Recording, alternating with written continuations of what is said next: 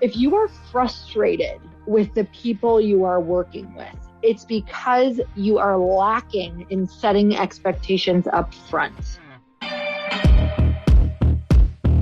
Welcome to the Earn Your Happy podcast. I'm Lori Harder, founder of Lite, best-selling author, 3-time fitness world champion, and I'm a crazy, multi-passionate entrepreneur.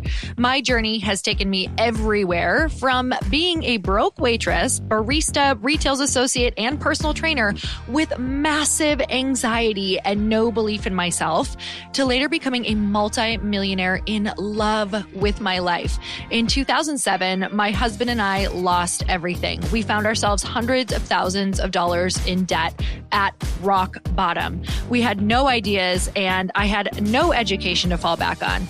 This is when I found personal development and learned everything I could about business, not by choice, but because I realized no one was coming to save me. The conversations on this podcast are going to let you know that you're not alone and that we all feel like we don't know what we're doing. We're going to give you the tools to help you face your fears, take action, start your business, and grow those massive dreams that are keeping you up at night. It's time to create a life that you can't hide from and put so much on the line that your higher self is forced to come out. You're going to stop waiting for someone to approve of you and you're going to anoint yourself. Because I'm obsessed about building businesses that give women a platform, I want to feature you. So if you text the word podcast to 310-496-8363, you can get your questions answered on our Q&A segment along with a shout out. And if you rate, review, and subscribe to this podcast, we're choosing someone every month to get coached and featured on our show. It just might be you. So let's get started.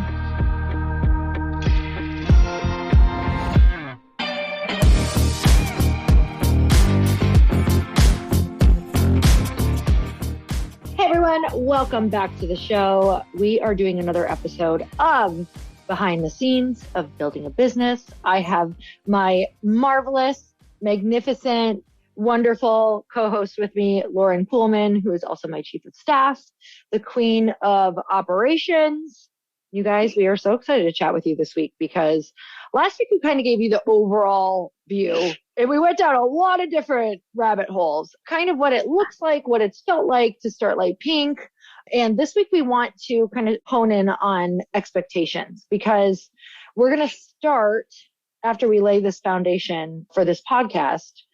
We're going to start kind of talking about what actually happens week to week behind the scenes of building this business so that you can really know what to expect and how we're feeling and how things have changed and how we're navigating this ever changing landscape in the business world. So not only is it because of manufacturing and co-packing and having a product, but also it applies to you because the landscape is constantly changing. Tech is constantly changing. Platforms for social media are changing. Marketing is always changing. So we'll be having those conversations with you as we go to launch, which is going to be so cool. So you can apply it to your business. So today we are talking about expectations because we definitely have learned so much about what it looks like to manage our expectations between having different deadlines, between not knowing when we're going to launch, and also when you think that your product launch or your teams or the actual product or anything like that, you expect it to look one way. And what ends up happening is it actually turns out to be 100% different than what you started with. So Lauren, when I say that to you, what are some things that come to your brain around when we've kind of started something or started with someone or anything like that, that it has completely transformed? Do you have one that comes into your head? A million. But one I would say is maybe thinking your working relationship, whether it's with like a team or just one person, is going to be one way and it's completely different, which is partially because you're not asking enough questions at the beginning to know what your expectations are fully. And some of it is just because you make up an expectation in your head. Okay. So I love this because we're going through this right now. So you guys, we've worked with dozens of different teams at this point. And something that we're actually going through literally right now. So this whole week has been setting up expectations between us, the Light Pink team, and a new team that we're going to be working with. And this week, we've probably been, and you, mostly you, have been more thorough than I've ever seen anybody be going through contracts, because we are setting up right now a partnership between us and another team that is going to last hopefully a really long time. But we are talking about a project that's going to be like a 6-month project to really get out there by the time we're done with it. So 4 to 6 months. So we want to make sure that because of the scope of the project as well, you have to realize there's so many different moving parts with every single project. And you want to make sure that if X happens, you have Y that you can rely on and have the conversation around it.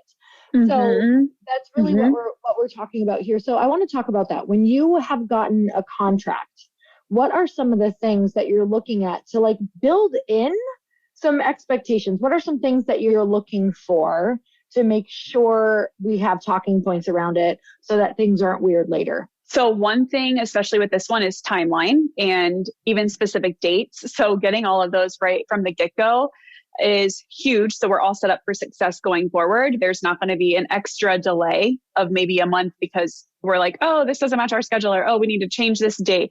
We're putting it in our calendar as of today, 6 months down the road. So we're planning around this rather than planning this around our life. So that's one thing, is dates and timeline, and really understanding what affects what would affect a delay, but also saying, at least with where we're at, and if anybody else is in this situation where you have an unexpected timeline, is being upfront and saying like, or if you're a startup, there's a lot of unknowns. So being upfront and saying like, we are a startup, there are a million unknowns right now. So we want to be upfront with you and let you know that we don't have all of our ducks in a row yet. So are you willing to work with us on that? If on our end, we're not able to give you something that you're needing to move forward. So being upfront and open on that. And I've definitely gone back and forth with a million questions all week. And even part of me is like, I am sorry and also appreciative in advance for you taking all the time to really understand us dissecting every single thing of this contract. So we both are clear on our expectations. So other things that I've asked are, there's some things that could be very vague that you need to ask, as far as what else could be billable to you that you're not taking into consideration, or asking the question of what are we not thinking about right now that could be an expense down the road that we're not even aware of. And that's something we actually have learned to ask a lot of our partners too. And we always get really good answers that also tips another domino where we're like, oh gosh, we didn't even think of this thing. Now we need to sort out this whole thing to understand it better. So that's always opening up a new door and a window for us. Oh, I love that. That stuff is so important. And I want to give a little behind the scenes for them around just how we kind of communicate and conversate around these things. So even yesterday, I had called you on a walk because you were going over some different contracts. And sometimes we'll go back and forth on what the most considerate, but also really forward way to ask to get the answers that we need without being annoying, right? Because some people are listening and they're like, oh, that makes me feel so annoying when I ask all of these questions. Like, that's why I'm just like, yeah, it looks pretty good.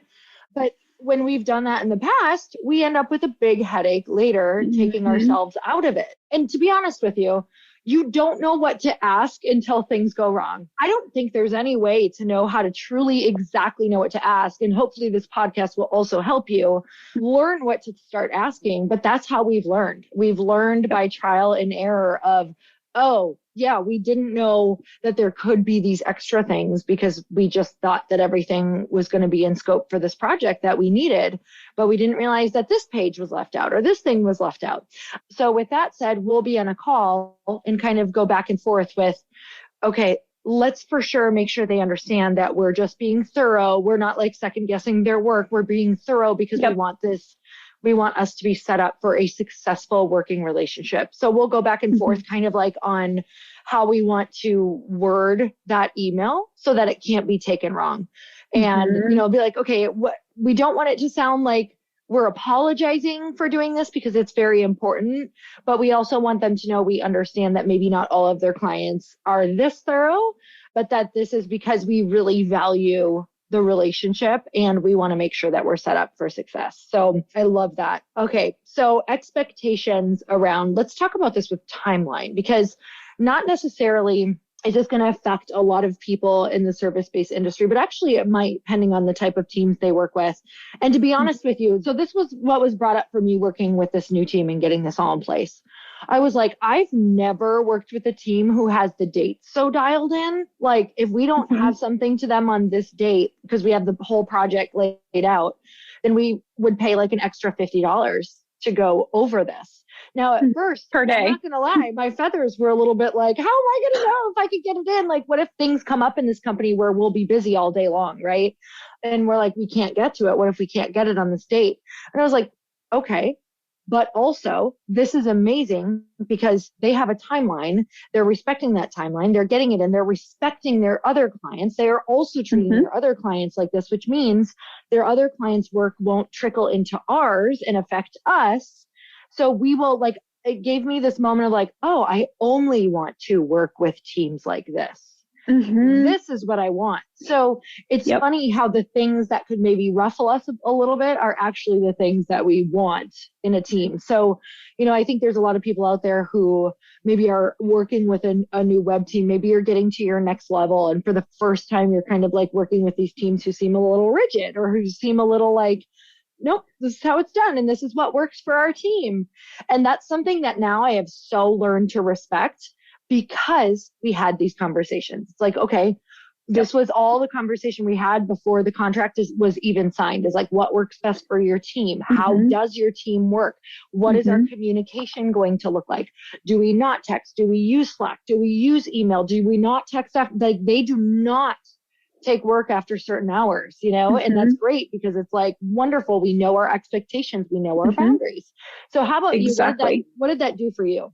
At first, in a way, I would say I was like, oh gosh, like because we do have a lot of things that just pop up out of nowhere on a certain day that needs handled on a certain day. And it can be a lot of those things that pop up in one day all at once where it's like, oh my gosh, we have to be glued to this day. And we've never really had to do that before, unless it's like a photo shoot or something like that. So it was like, okay, once I got through that, I was instantly on the other second, like, this is actually really nice to know this and plug this in right away and know that this project will be done on this exact day, because we've never actually had anything in the past really have a final, for certain projects, really have like, this is your exact day. There is no changing it. We have some freedom if we want to change it. It's just an extra cost and extra time. So it kind of gave me, in a way, because of all of the structure, it was kind of nice to have all of the structure and be like, okay, there is no second guessing. We know exactly how they work. So it was kind of like, once we asked all the questions, we're like, okay, we're good to go. We know what's coming on this day. We know what's due on this day, so we can plan ahead our schedule too. If it's a week prior, to be like, okay, let's get this stuff done, so we don't have to worry about it last second. Where if we didn't have those dates, we would probably be freaking out a little bit more, like, oh my gosh, things keep coming up on our plate. How are we going to fit this in? I think it actually set us up more for success. And I think that's what I felt more so than being a little bit scared about the structure, the rigid timeline. I actually can't imagine now not having every single date for the next like 4 months planned out, because I was just thinking, you know, even when I did my book, this is crazy because it was a large publishing company, like a very well-known one. And it, like, you hand in your edits and they're kind of like, okay, we're going to edit. And when we give this back to you, you've got 7 days. You have no idea when it's coming back to you. So it came back to me, like when I was in Greece, like you're just kind of like, I remember it was just like not great. And I had to get an extension and I was so stressed out. So, you know, I think about this a lot because I actually was working with somebody years ago and she had an incredible business. She was a web designer. She designed one of my websites. I love her. And one of the things that she struggled with was she was like, I'm like not making any money because my clients, like I start working with them. It's a great project, but they keep delaying me because they're not getting me stuff. And so she can't take on another project because all of a sudden they'll be like, okay, well now I'm ready and here's all the stuff. So she was like, you know, I do these incredible sites, except I take on these projects that I can be done with, but I'm never getting done because I'm working with people who aren't necessarily responsible to timelines. So we had a discussion like, okay, you need to make sure that you set timelines and set dates and you have your whole thing mapped out. And she was so nervous about that because at the beginning of our business, we don't want to ask those things. Just like you and I now know that we can ask for things like this. Like, okay, if you're going to work with us, these are the things that we need on these timelines. Can you do it? So if you are frustrated with the people you are working with, it's because you are lacking in setting expectations up front. And that is a hard thing to hear, but it's like the absolute truth. Even for us, if we do not like who we're working with, it's because we either didn't set the expectations or we're staying in a relationship too long once we started getting the red flags. And the red flags may not even be bad. Some red flags for us have been like, shit, like I don't think they're understanding the exact demographic and like we got to dial this in. Like if it's not speaking to us, then it's probably not speaking to our girl, you know? So there's been things where it's like sometimes the people you work with, they're not even bad. They could be great. They could even be great at what they're doing, but it could be not great for you. Yeah. And you're so good at feeling these in your gut right away and being like, okay, let's just feel this out a little bit longer, but let's figure something else out right away. Where I feel like a lot of other people may drag that on a little bit longer and try to, I mean, we definitely don't just end things without giving things more thought and all of that, but also being very aware of that and seeing when we need to actually take action and like really uncomfortable action and also source something more fitting. So you are amazing at feeling this in your gut and like figuring out what we need to do right away so we're not wasting anybody's time or money. So one other thing when you were talking earlier too is not only like on our end, but if you're the person who's delivering a project to somebody, it would be interesting for you to experience or experiment with setting up. Like it might be scary. I feel like it might be scary telling your client, this is exactly how we work. These are the days. If you don't sign by this day, there could be an extra fee. If you don't, like, let's set everything up from the get-go for dates that work for us. But once we lock those in, there's no changing. And if there is, you pay a fee. Like it might feel uncomfortable at first to try that, but like you were saying before, it sets you up to be able to take more clients and know exactly when you're getting paid, when you're doing the project and the work, and when you're getting all the deliverables from your clients. So you will work more effectively and be able to have more clients. And one thing that I've really seen from people who have incredible companies also, I've worked with a few people now who, when I've had a couple rush asks, a couple different teams who then give me like an expedited fee. So they will charge me more for getting something faster. Now, is that great for me? No, but it 100% also makes me get my shit together and be like, hey, then I need to look ahead at where I could be screwing myself right now for later. So it makes me plan ahead. There's some stuff you can't plan, but honestly, I respect the people who do that because what ends up happening is, number one, I don't want a team that I consistently work with to be resentful of me if I have a couple of rush things. I'm like, I've even written this in emails to some people a couple of years ago when I started this because there was a few things that I needed rushed. And I had said, hey, I know that this is like out of the blue and this is majorly like something that I need turned around by tomorrow. What would it cost for you to do this, to get this on this timeline? And are you able to do this? And typically they were, and it would just be a higher fee. Like that'll be my expedited fee or that'll be X, Y, and Z, but yes, I can do it. Instead of like, hey, can you pretty please do this? Oh my God, I need you to, like, they're not going to want to work with you long and their best work certainly isn't going to go to you.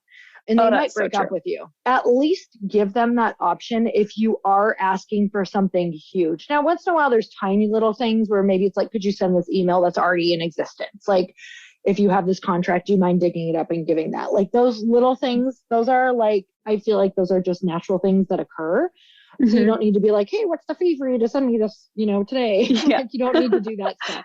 But if you are asking for a big favor, you better be willing to flex for them because they are running a company.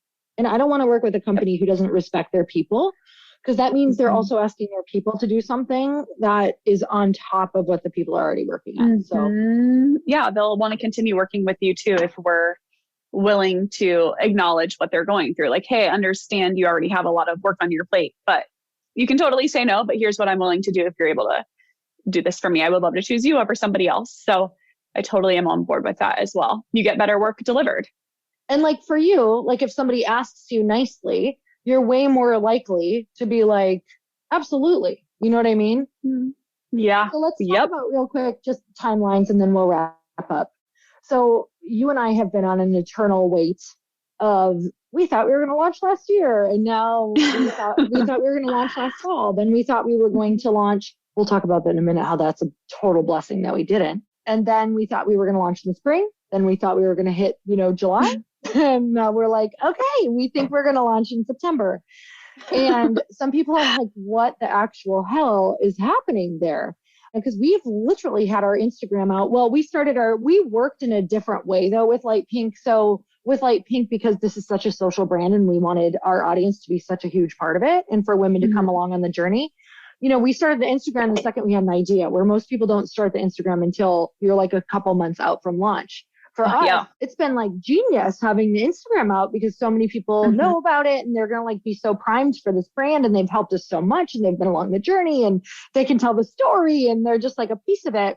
But it also makes people think that we were like launched when we started it, or that we were going to launch. And I was like, no, I hadn't even raised money yet. Like there's you were there at the beginning. And so from that, it's kind of like people are like, what is going on with this brand? Why is it not out yet? And technically R&D takes a long time. Even just launching takes a long time. So the fact that we opened it up makes it seem like this, but a lot of you wouldn't know about the brand if I was doing it in the kind of the old fashioned way. A lot of you wouldn't know about the brand until right around now, because I wouldn't have told you until we got closer to what we thought was launch. And I would have missed out on all of this time of marketing and speaking and audience acquisition, getting people into our email list. So with that said, it feels like a long time to me, even though technically it's really not that delayed at all. And with that said, I had pulled an expectation of when I thought we were launching out of thin air, without knowing about manufacturing, without knowing about co-packing, without knowing about people not wanting to take startups, without knowing all of these different factors that are going into it. We can kind of touch on those real quick, but I pulled it out of thin air and got attached to it. And each time I pulled it out of thin air and got attached to it, like a little piece of your soul dies when it doesn't work out. Yes. But, so true though. Yeah. It's like, why do we pull things out of thin air and then get attached to them in the first place? That needs to stop, for one, because it's only hurting ourselves. And you didn't know all that you know now. So now you have a better idea of how to kind of get a little more attached to a timeline, even though when we get an actual date that we think, we're still not going to be attached, because there's still going to be more unknowns that are going to keep coming up, which we're just going to carve into our timeline. We might be like, okay, this is launch day, but maybe we should actually add another little buffer for the unexpected to happen. So we have to have something to shoot for. So what we keep doing is like, okay, what does it look like right now if everything goes as planned? Here's what we would like to shoot for, knowing that we have backup plans over and over if that doesn't happen. And the mantra that we live by and take from all of this is that it's happening to us for a reason. And we can see, I shared a little bit about, we thought we were going to be able to launch in like October, November timeline last year.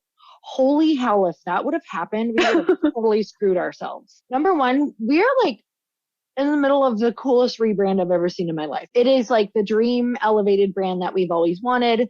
We have aligned with teams now that we just feel like get it. Like they're the target. They get the voice. They're excited. It is just like, holy shit, I can't believe if we would have launched with something else, because it just feels so good. And then also, like, you guys, if we would have launched, what I forgot about, not forgot, but what you're not taking into consideration because you're so excited, is that shipping during Christmas is a nightmare. And if that was the first, meaning it's going to be late, sometimes it doesn't get there till after Christmas. So anything even ordered in December sometimes won't even make it till January. There's an influx of shipping going on. So most like packages are just, everything is delayed. COVID happened again during that timeline. So everybody was like not at work. So they weren't producing your stuff. They weren't shipping your stuff. So if we would have launched, it could have been the worst sampling of customer service, not getting your products, canceling orders that we've ever seen. And we can't go back and make another first impression. first impression. So we were like, what were we thinking? Oh my God, that would have been terrible. Now we're so happy and we're so excited just because we've been able to do so many things within that timeline. And we look at it like, okay, well, what can we do during this? We can acquire more audience for our email list. Exactly. And I think that is like back to what you said in the beginning with you do this in everything that you do, which is so powerful, is starting before you're ready for one. And I feel like you preach it all the time, but you actually live it too, is starting before you're ready. And if you didn't, you wouldn't, for one, have the audience that Light Pink has grown to. If we waited until we were, air quotes, ready, and we wouldn't have learned as much along the way without putting ourselves out there and not having a product yet and doing all of the things that people mostly do when they have a product or when they think that they're able to launch a service or whatever it is. You don't get the experience. And then once you are launched, if you wait to like put everything out there that you've been building up over the past however many years you've been working on this project, you're not going to get all the feedback to know what to change until after you launch. So it's a beautiful thing that you started putting Light Pink out to know, okay, now we actually need to rebrand. We need like to really dial in our mission, our core values, our voice, like what do we stand for? Who are our partners? Who are we working with? Which come back from the core values and the mission. And that wouldn't have been established if you just held everything inside and in your notes and in your laptop of like this dream. And here's what we need to have. And here's all the ducks in the row that have to be figured out first before anybody can know about Light Pink because they can't buy anything yet. That's not beneficial at all for your business to hold it all in. It's like, you just made me really think of this analogy, is that it's almost like trying, so I've never been pregnant, but it's like trying to figure out your baby's personality before it's born. Like the only way to see it and describe it is to put it out in the world. And you're like, oh, that's how it interacts with the world. You know what I mean? Yes. So now the brand is out, the vision is out, what we're about. Like, you know, what's funny is like, even what we were about in the beginning changed because we were like, oh, this is what they want. This is how we interact. Oh my gosh, this is what is most important to us. Even our why switched a little bit. Like there was, of course, the why is somewhat the same, but the why got bigger. The more that we blazed this trail and kept on like hitting obstacles, the why just got more and more important. So for anybody who's out there right now, who's just like, I don't know, I'm just like, I don't know if I'm super passionate or, you know, people ask me my why and I'm not totally sure. Who cares? Exactly. I always talk about not judging your carrot, like not judging the immediate carrot that's right there. So for me, I wanted to work with women. I wanted to enjoy my day more. I wanted to be really, really challenged. I really loved beverage. Like those were my whys in the beginning. And then all of a sudden it really started to change to like, oh my God, women don't know about this opportunity of investing. Women don't know how to start their own company. Like they do, but a lot of us don't. More don't than do. So it just started to like really seep into our bones. Like this is in our bones. You bleed light pink. I bleed light pink because of the challenges. And I want to point that out. Like really, like, can you imagine? Sometimes I like feel like, oh my God, I feel like I'm making bad decisions. And then I'm like, no, Lori, you do not learn and fully like get so integrated and so clear and so passionate without making these mistakes or without working 100%. With the wrong team or without like, I can definitely say the obstacles have been the gift with this. Oh, that's a great quote. Yes. Yep. I fully believe that 100% too. And I feel like it's brought us stronger, your internal team that's working together, stronger to understand like, okay, how did you feel about that? Oh, great. I was on the same page too. Okay. Now I know, even for me and my role to help you out, to free you up, to be able to like do tons of speaking and all of those things and be so front facing is understanding like, how would you handle the situation? How were you feeling about that? And now that we've gone through those hard things together, like we're both realizing that we were on the same page with our gut feelings and with our mental processes on everything. And it set me up for success even more to go through all those challenges and understand how we're dealing with those together, to be able to deal with them on my own without tying you into all those things that are you're not going to have the energy or the time to focus on those things when you're out putting Light Pink out into the world. So that was a blessing too, I think for me, like one of the biggest blessings. I just want to share that really quick because you and I touched on this on our phone call. I think that was yesterday, But if I'm being totally honest, it was really vulnerable for me to like say to you in the beginning, because I thought that I'm supposed to be this really strong leader who always looks like she knows what she's doing. And I made a decision in the beginning. I was like, okay, if I really want to build this with somebody who like feels like they are really my partner in this, like, how am I going to do that? And how also I know that I am a very front facing CEO. Like I need to be out in the world speaking. I need to be on the podcast because that is going to generate the most money and value for this company. If I go out and get the eyes and share the mission, and I have somebody who can really integrate and help me operate.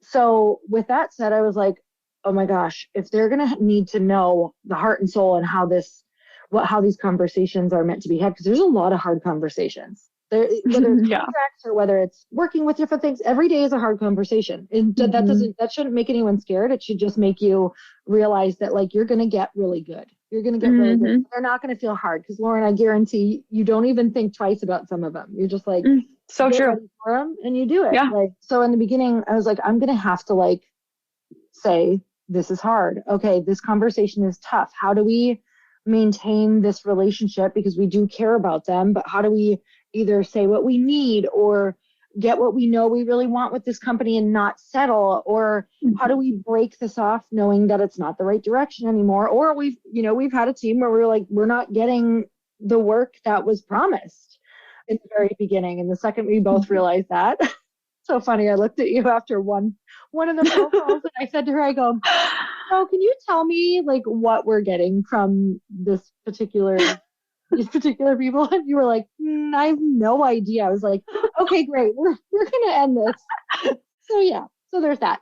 But honestly, I think if you are a leader or a founder or a CEO listening to this, your team cannot show up in the way that you want them to if you are not helping them understand how your brain works around the tough conversations and like what your true core values are when you're having conversations and when you're doing the hard things. And from the beginning, I've invited you in on every single call.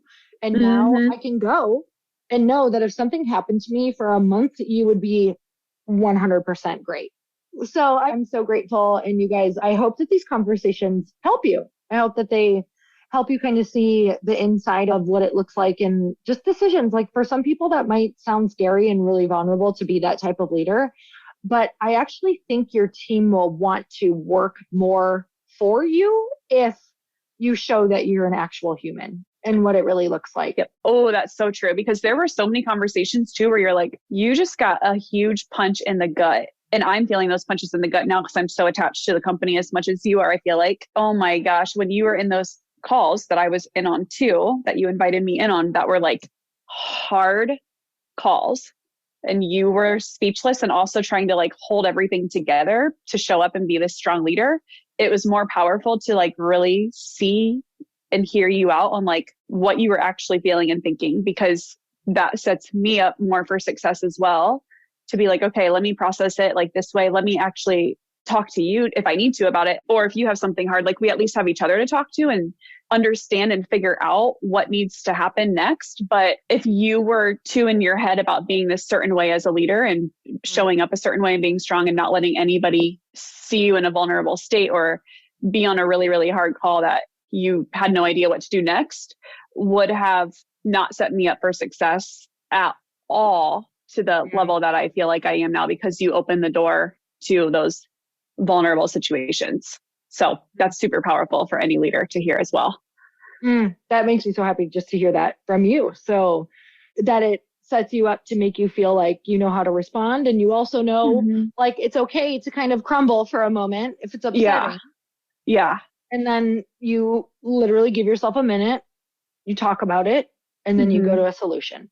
You know, we just have followed that process through every freaking no. And honestly, I can say I've never experienced something like this where it's a yes for like months and all of a sudden it's a no. I've never seen anything like it, but we're literally still going and we're going through, and it's going to be a giant success because of that, because we're just going to have the muscles to be able to put up with anything, to withstand anything and make this company what it's supposed to be. So again, so grateful for those. And Lauren, thank you so much for co-hosting with me. I love these conversations. Total like pleasure because we also get to catch up. Lauren and I really, really like to work together. we don't get sick of each other. No, we don't. It's probably better we don't work we know it's better that we don't work in the same room anymore. In the beginning, it was so powerful. Yeah. But then I was like, oh, I like you too much. Yeah, we talk too much. So we need integration time. And now we have a podcast. So it's great. Okay. So you guys, let us know what your biggest takeaway was. We always love to hear just what impacted you, what you want to hear more of. If these behind the scenes are really helping you understand what it looks like and set you up for success. So until next time, earn your happy, and we will see you next week.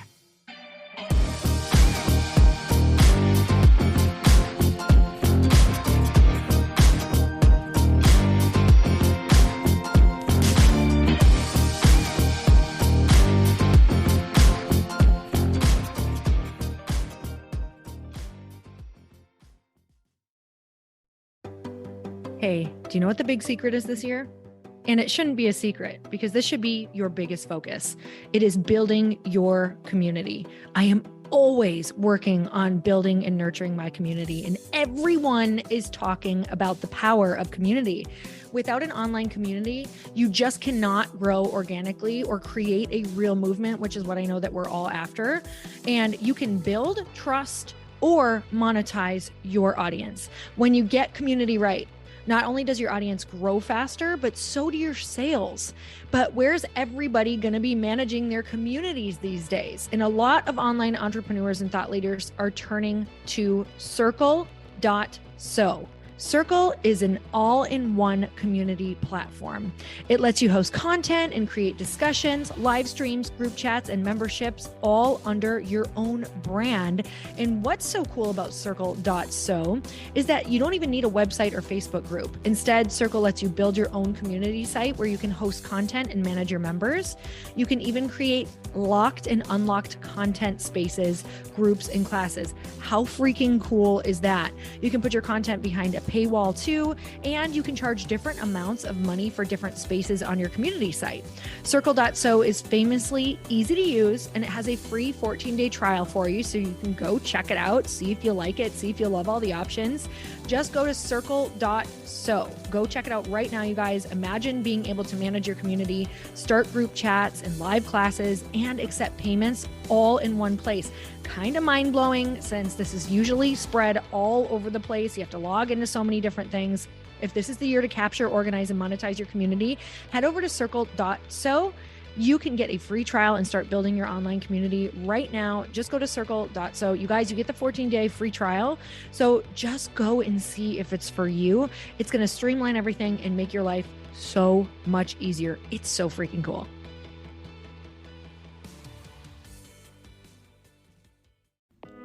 Hey y'all, I'm so excited to share with you, Earn Your Happy is now part of Growth Day Podcast Network. A bunch of us are coming together to bring more growth to the world and support shows and brands that we truly believe in. And one of my friends is also on the network, and I'd love for you to go subscribe to his show. You guys, Trent Shelton has the most incredible podcast. It's called Straight Up with Trent Shelton, and it's going to remind you that you are built for this. I have heard Trent speak in person multiple times. I've listened to his podcast a ton. He's coming on the show, and I literally cannot wait because this man just spits straight fire. It is like truth that goes to your core and makes you take action right away. If you want one of those podcasts that when you're just out on a walk, you can't help but want to start running and run through a wall in your life, this is the show to go listen to. So you guys, make sure that you go subscribe to the show, Straight Up with Trent Shelton. You're going to love it.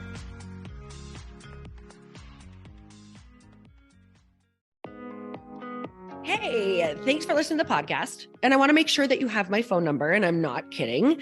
Did you know that I have a community text number? For real. My phone number is 310-496-8363. This goes directly to my phone. All you have to do is text the word daily to 310-496-8363. And I literally text you every single day Monday through Friday. I actually just got done 30 seconds ago texting a bunch of people back. And I talk to you all of the time. You guys, people always ask me how I got my community text number and how it works. Well, all you have to do is you can just go to community.com and get your own. Community makes it easy to get a phone number that you can use to build your audience using text. People just text you at your number and they're added to your group. Then you can text them out audios, video links, anything you want. You guys, I text out happy birthday videos.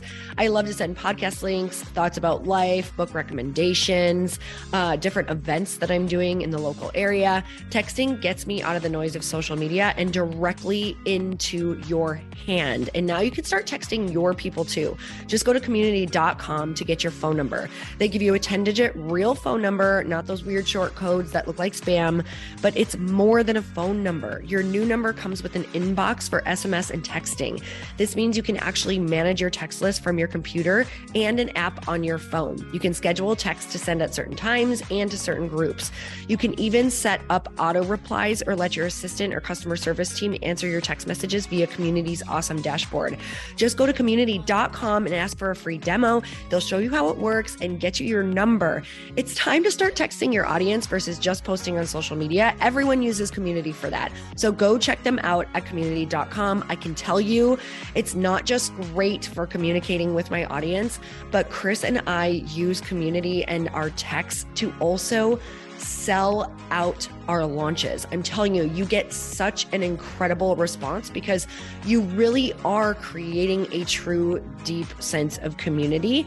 And it's so intimate. It's freaking amazing. Go check it out at community.com.